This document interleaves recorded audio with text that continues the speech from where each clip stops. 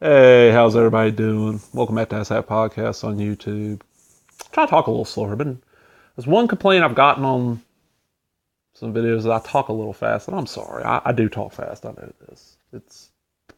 I don't know. I always have. But hey, what's going on? We got a comic here. This is issue number 1, Toyboy. From Continuity Comics. It says on the cover, Jason Kreiter, Toyboy, Pop, Kink, Sprinkle. All right, awesome. And that's where my thumb is. That's Megalith. Megalith was, I guess, Continuity Superman. Megalith is one of their characters I've not read that much of, to be honest. Continuity is one of those things where I've read a couple of series, like every issue of it, and there's some stuff I'm like, I don't know too much about it. And the little kid in the red shirt there, robot-looking thing, that's Toyboy. So let's get started on this. The Ultimate Man, Megalith, number 1. I'll find him and nobody can stop me. Try and I'll kill you. I'll swear I'll kill you all. Coming October from Continuity. Probably not. Continuity was known for never putting shit out on time. Sometimes it'd be years, between the issues. They started off at Pacific with, was it Miss Mystic? And maybe something else. I know Skate Man. I know Miss Mystic was published at Pacific. Oh, give me a second. I can't think of the others. And then, they went on and became their own company. And they kind of fizzled out like about a year before the comic boom was over. They're best known for, they probably got their best exposure during the comic boom. I'll go back to the cover. During the comic boom because they did a huge crowd. They started getting their stuff kind of out on time. Like, instead of being 6 months sometimes between an issue, 4 to 5 weeks, they're getting closer and they have more stuff coming out. Well, 2 things happened. They started a crossover called Death Watch and went through all their titles and it looked really cool. And what I've read of it's fairly interesting, but it was never published in order, and the final chapter never came out, but yet the next big crossover was supposed to happen. Some parts of that got published. And then the other thing that they're best known for, and Death Watch was big enough they had trading cards. Some role-playing game system made a module for it. The other thing they're best known for is they create Neil Adams runs Continuity Comics, Continuity Studios. He still does Continuity Studios. Continuity Comics is dead. Neil Adams, he created this character called Valeria the She-Bat. And it looked like it might be pretty big. This was during the comic boom, the bad girl shit was hitting. Superheroes that are not from Marvel or DC were kind of getting popular. It's like, all right, cool. I'm thinking of Continuity, because I remember seeing Continuity on the newsstands. Never bought the shit, because there's always 50 cents or $1 more an issue. I'm like, no. But I remember, I'm like, yeah, it's another company taking on the big two. Finally. Well, I don't remember what issues there was supposed to be, but 2 issues were supposed to be a crossover with, at the time, probably the most popular superhero, one of the most popular comics coming out at the time. This little small creation hadn't been out for very long. Maybe it was 6 months to a year into this, since this character first appeared. A character called Spawn.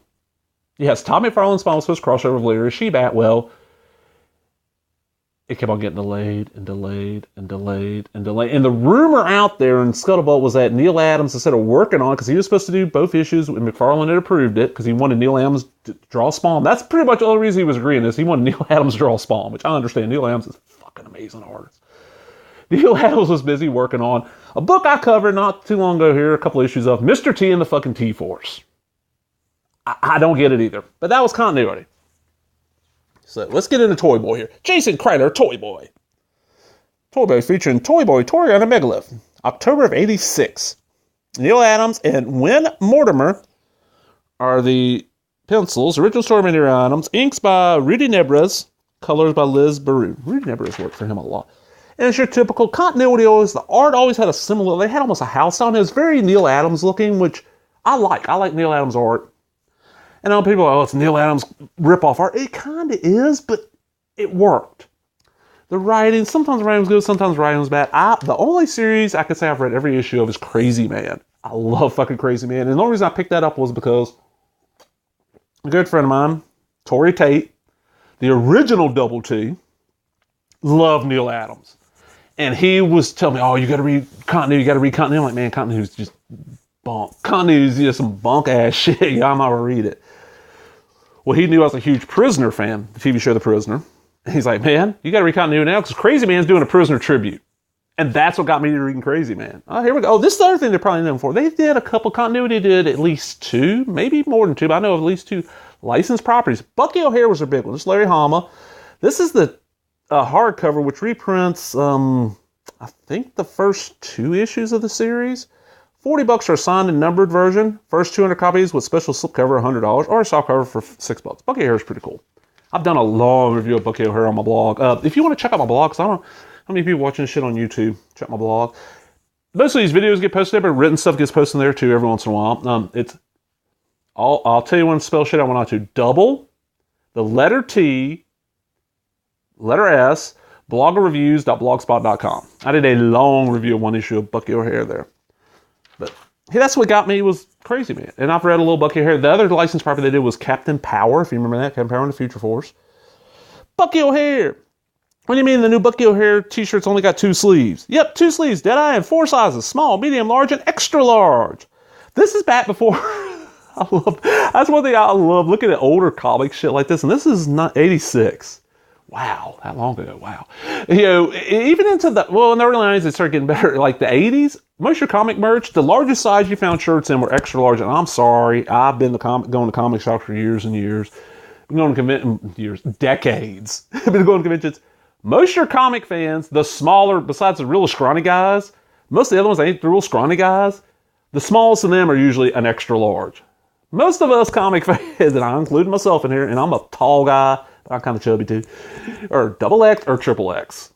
Sometimes it's bigger. There's guys like, CoastCon legend Fat Flash. That's probably a 8X.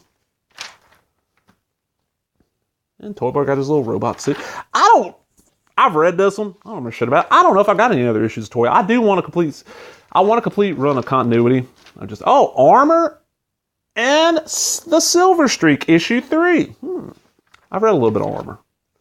There's Cyber Rad, Armor, Cyber Rad. There's so much. This is one. Come all to the Freak Show. Bernie Wrightson and Bruce Jones. Coming soon from Continuity Graphics. This did not come out for Continuity, but I posted this ad on Facebook and I was like, did this ever get published? And somebody real quick was like, yeah, so-and-so published it and you can get it here. I'm like, cool. It's Bernie Wrightson. R.I.P., sir. And this is Continuity's back issue. We've got Echoes of Future Past, which I'm pretty sure I have an issue of. But honestly, I do not see the cover on here, so maybe it's another book from them. I have an early thing from them. Then we got 2 issues of Megalith, 2 issues of Zero Patrol, and an issue of Armor, The Art of Neil Adams, and then this is the neat thing. We got a bunch of posters, but check that. Neil Adams did a lot of movie posters. Grizzly, and you can get I'm sure there are a lot more now if he's even got any. Signed, mailed, and folded. Signed by Neil Adams. Only 60 left. This is the original one sheet for Grizzly. $25. Unsigned, that bitch is probably 50 now. Eagle Shadow Kung Fu movie, $25. The Mystery of Chess Boxing. Oh, yeah, that's way more than 25 now, I'm sure. And then we got Warp and cover things. And then we get flip page and we get some more. Oh, there's Megalith. All right, awesome. All right, awesome. I hate when they do that. I hate when they just take a panel out of the comic and make it the cover. It's like, come on, give me something original. I like when they incorporate the cover as the first panel of the comic. I mean, not a lot of comics do that. That's one thing it's one of those things that Watchmen did that I didn't notice till somebody pointed it out to me. I'm like, oh, shit, you're right. And that's why I remember seeing a trade paperback printing of Watchmen where the covers are not included. I'm like, what the? That's actually legitimately part of the fucking story. And then we got this Revengers 3. Mister, you're a disgrace to that uniform. Whatever that uniform is, we'll make it. Here, coming. Crazy Man. Coming soon for Continuity. Not really. Crazy Man didn't come out till about 4 or 5 years later. Then Samurai. The other Continuity series, I actually got a good stack of. Mistress of the Martial Arts. He knows not the old moves. That shall be his undoing. Coming in June from Continuity. No. It was like about 6 years later. This came out from Continuity, and then Windjammer published a bunch of it. Windjammer, the acclaimed comics imprint that nobody remembers. Alright, so that's fucking Toyboy. Hope y'all enjoyed that. A little history of Continuity, all that shit. So, if you enjoyed it, give me a thumbs up. For comments, did you read anything for Continuity Comics? Do you remember seeing Continuity Comics on the newsstand like I did? Or was that... Because I remember seeing them more than one place. It wasn't just like, this is one chain of stores was carrying them. Because, I don't know. But that's what I'd like for comments. And subscribe if you enjoy this. Get the word out there. Talk to everybody later. Bye-bye.